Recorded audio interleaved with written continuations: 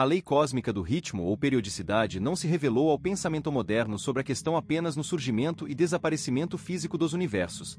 Ao contrário, revela-se na totalidade das atividades do universo, do insignificante ao relevante. Seu campo de atuação abrange todos os segmentos de atividade cósmica, uma vez que é universal em suas operações. Na verdade, tudo marca o compasso.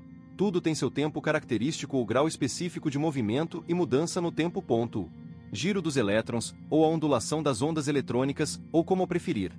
A órbita dos planetas, dos sóis, dos universos, dos sistemas mais próximos aos mais longínquos, o fluxo e refluxo das marés, os respectivos índices de vibração de todas as coisas, a batida do metrônomo, o balanço do pêndulo, a sucessão das estações, o surgimento e o desaparecimento dos continentes, a sucessão de pensamentos, ideias e estados emocionais, os sucessivos povos, civilizações e raças, a recorrência dos estilos de roupas, departamentos, comportamentos, moral, filosofia, ciência, formas de religião e sabe-se lá mais o que.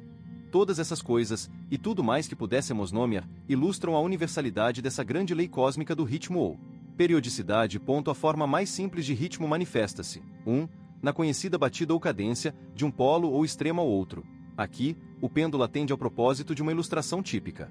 Mais cedo ou mais tarde, porém, descobriremos que essa batida ou cadência nada mais é que o segmento de um círculo incompleto. Depois, pensaremos no progresso cíclico nos termos de um círculo completo. O conhecido giro ao redor do círculo. Todavia, uma concepção ainda mais elevada e plena revela o fato de que, todo o círculo do ritmo cósmico não é senão uma parte constitutiva de uma espiral ascendente. É verdade que tudo segue um curso circular, mas o ponto central do movimento circular consiste no avanço progressivo no tempo-espaço, com esse processo de circularidade seguindo adiante e se deslocando para um nível, plano ou ciclo superior, executando seu novo processo cíclico nesse plano ou nível avançado, e assim por diante, ad infinito. A espiral ascendente da rosca de um parafuso oferece um exemplo típico e bem conhecido desse percurso do ritmo.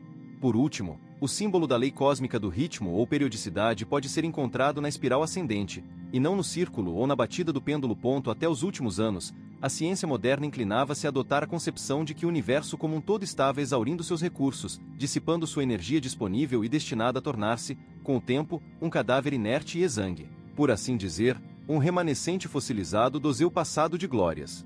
Contudo, as concepções científicas posteriores, apesar de apegadas, até certo ponto, à antiga teoria da exaustão de recursos, ainda assim estão desenvolvendo o conceito mais novo de um processo correspondente de aumento sequencial progressivo.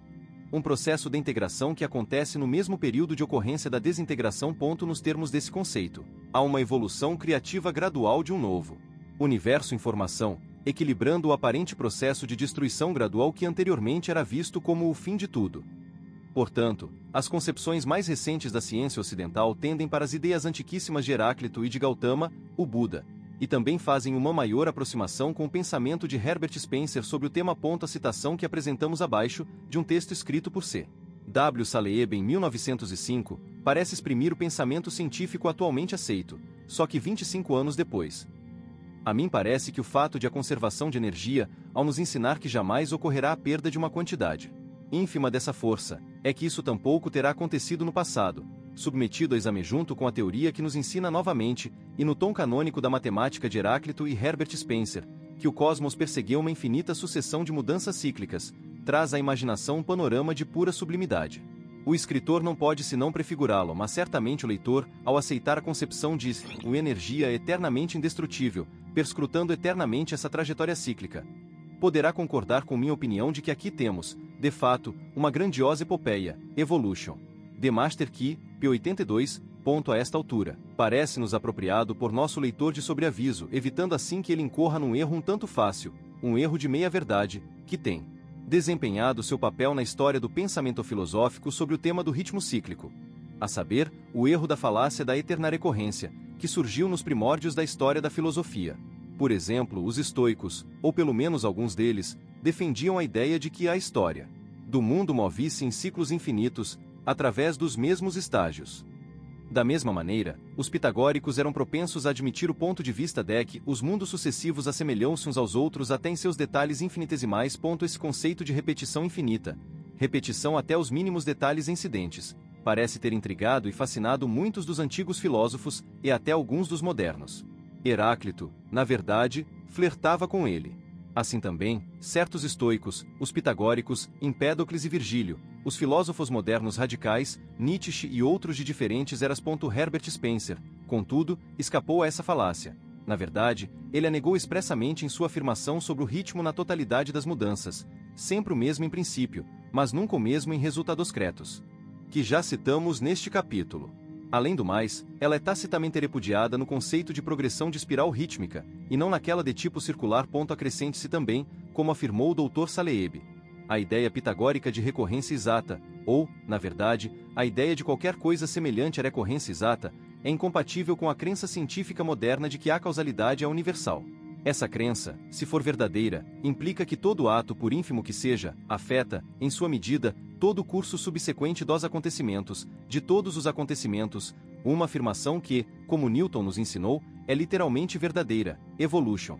De Master que, a prova de que nos deparamos por todo lado com a variação, a variedade infinita. Quando submetemos a exame a pequena porção do cosmos que está aberta a nosso escrutínio, indica-nos, por analogia, que não existe nada que se possa chamar de repetição exterior exata. Esperamos que o leitor nos perdoe a repetição, aqui, da afirmação fundamental de H.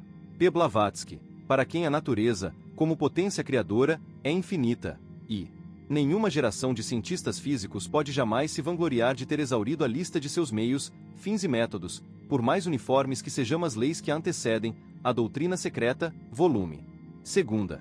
Não há, e jamais poderá haver, nenhuma coisa ou acontecimento exato e precisamente igual a qualquer outra coisa ou acontecimento, de acordo com o princípio da diferenciação, corroborado pela experiência universal e objeto de adesão do mais criterioso pensamento filosófico. A verdade geral da manifestação cósmica é a infinita variedade, modificação e diversidade, e a eterna repetição é impossível nos termos dessa lei.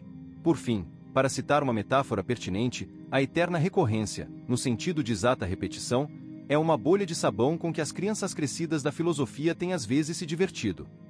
A ideia de que o cosmos não é senão a cena de uma infinita repetição, exatamente das mesmas coisas e dos mesmos acontecimentos, sem nem mesmo a mais ínfima variação, é contrária à razão, e também à intuição, é refratária a ambas, bem como a nossa natureza emocional. Representa apenas uma perturbadora inquietação da filosofia em alguns de seus estágios, a obsessão da futilidade. Muito mais satisfatória ao intelecto, agradável à intuição e reconfortante à natureza emocional, é a ideia análoga ao conceito do ritmo espiralado do processo cósmico, isto é, a ideia do eterno progresso com infinita variedade.